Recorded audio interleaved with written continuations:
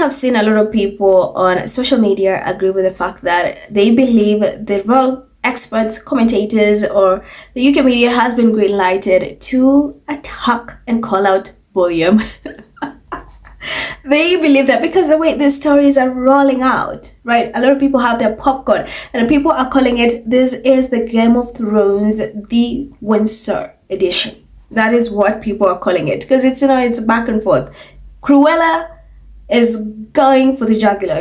She's like, no, because the way the UK media, I mean, these royal experts are coming for bullion, honestly, it's super, super interesting, because mind you, they never do that.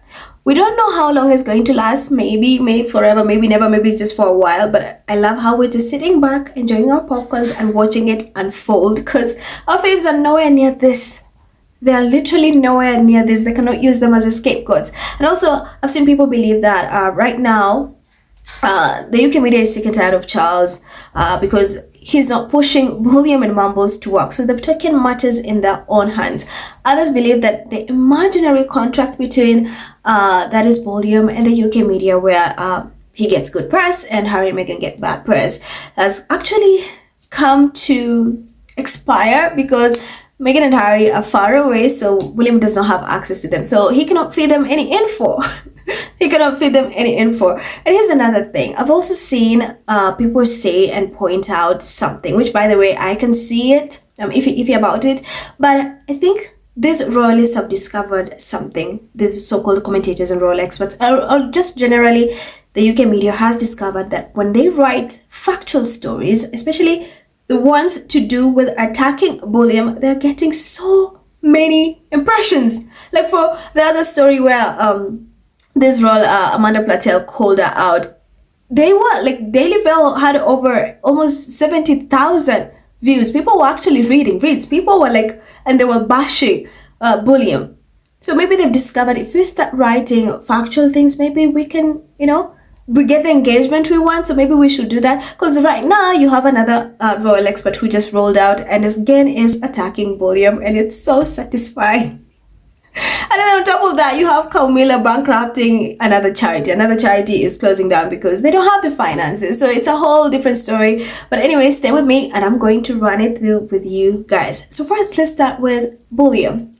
Bullion, whatever it is you've done to the UK media, they're holding a grudge, or whatever it is you've done to Cruella, clearly she's not letting it go anytime soon. And honestly, it's so deserving. It's so deserving to see him being called out. And of course, to see a lot of people agree. To see so many people agree, like this is what the so-called UK media, the so-called royal experts should be doing, focusing on the taxpayer-funded royals and not our faves, who are not taxpayer-funded. They should focus on them, their work. They should call them out. Because at the end of the day, it's their money that's paying for their lifestyle, their vacations they go to.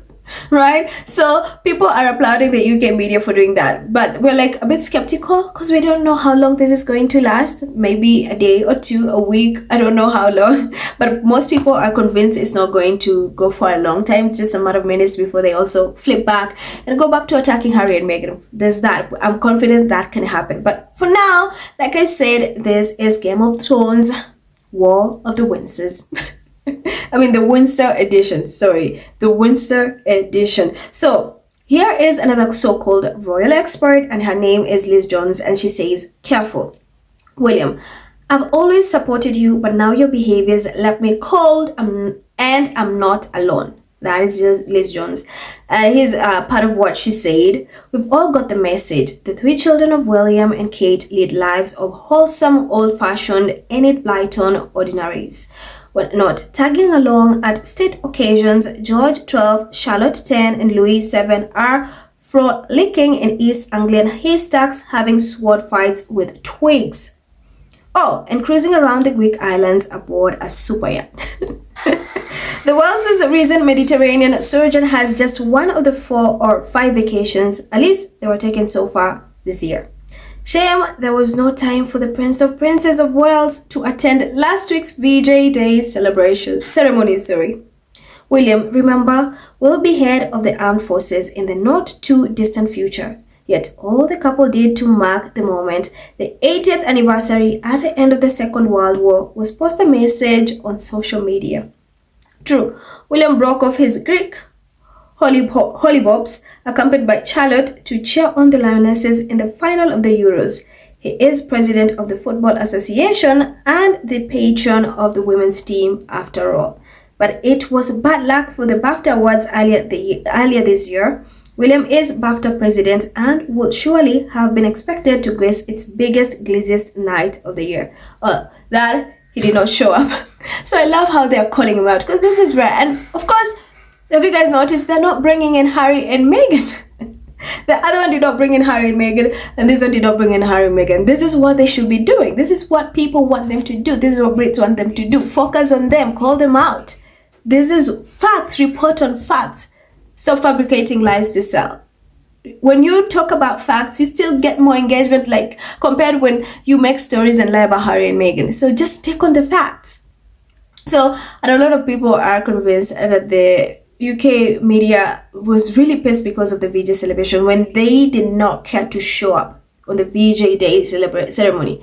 They did not bother. They just left the most insincere post on X. And you have Harry, who lives thousands and thousands of miles away, literally penned down a letter and had his friend deliver it. And then the UK media ran with it, saying, oh, it's PR. But Harry actually cared.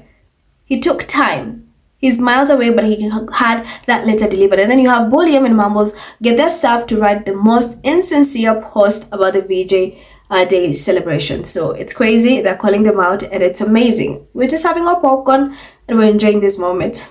Because for once, it has nothing to do with our faves. Let them eat cake. Let them deal with their own issues. I mean, that is the prince they deserve and the future queen they deserve. So I think they are scared, like, oh no, it's going to be so bad. Look at them right now. They're barely working. Charles is not pushing them enough. So let's take matters into our own hands and call them out, or else it's going to be a disaster. We're going to be a laughing stock. If we don't do this, it's going to be bad. And then on the other hand, you have Camilla again getting backlash. People are mocking her for one thing in particular. And people are like, oh, Camilla is literally the same as Mumbles. One thing they have in common is bankrupting businesses, charities, and everything. So you had GB News write and say, Queen Camilla's charity forced to close shop amid financial pressures. And mind you, these are people who come for Harry and Meghan's charities. And then you have Camilla charities forced to close shop because of what? Financial struggles. I mean, and these people royal, and are they not millionaires? See, people say they could have hosted a gala or something. You know, whatever, they could have done anything to save. But I mean, it's Camilla. Camilla could care less. These people just like attaching their names onto things. But when it comes to the hard work part of it, the hard work aspect of it, that's where they draw the line. And I remember when Harry had issues with Santa Bale, most of them started to say, oh, if he was a royal member of the family, none of this would have happened. He would be isn't Camilla a member of the royal family? What is happening? What is going on? So people believe both her and Mumbles, which is true, have this thing where they just bankrupt businesses. Mumble does that, charities as well. Look at this. This is so humiliating. This is embarrassing for a whole queen to literally close down shop because of finances. Mind you, she's super wealthy, very wealthy. So people are calling her out. And these are the people who have the audacity to come for Harry and Meghan and attack their charities when they do so much for people compared to these two idiots. Right? Anyway, guys, let me get to the comments so you guys have an idea of what people are saying. So first, I think most of the comments are about William and this entire thing where they're calling him out. So the truth says, these people are beyond wealthy. No, these are for Camilla, sorry. These people are beyond wealthy, and one of their charities had to shut down for financial pressures. They couldn't really rally their rich friends to donate. Zero charities that are underneath the royal family should ever fail. This is the most horrific thing I've ever heard of. Starkey says, the woman has no impact, and it shows. Meghan says, just like Kate's two Temu queens. Kay says, everything they touch dies. I agree. Everything they touch dies. Dan says, now if Meghan was still there, she could guide that charity into a perpetual, self-reliant, money-making power that would benefit those in need. Oh, well, the farm lost the gold standard through their own ineptitude. Sharon says she and Doolittle have lots in common. Both conniving cows, both incredibly lazy, both have never done a day's work in their worthless lives, and both are accursed to any charity, hoping to survive. Another one bites the dust sadly. Diaspora says they add nothing of value. Still, there are many brainwashed into believing they cost taxpayers £1 each. They are all failed by their maths teachers, no critical thinking skills or logic applied. Beyonce says, oh, I wonder who told JB News to put out this story. Can someone say payback from the daily fail stories on Will and Katie? I'm just sitting back, eating my popcorn, watching and loving the Game Thrones Windsor version. Kat says, didn't they try to tell us that a royal patron helps to boost charitable donations? Kate and Camilla are not very good at their jobs. It appears so. As says, if this were Prince Harry, the world would be screaming breaking news. Very true. Evelina says they are destroying all charities. Completely agree. Al says another charity losses while Humila hops around in a helicopter and expensive motorcades. What a sick joke they have become. Tia says, yeah, and also none of the Queen's patronages and charities were taken up by them. Instead, they go after Harry and Meg's. And also, this lady only cares about having the title and not to work, like her oldest stepdaughter-in-law. FP says, absolutely nothing. One of Kate's charities also went bust. All they do is purely performative. It helps no one.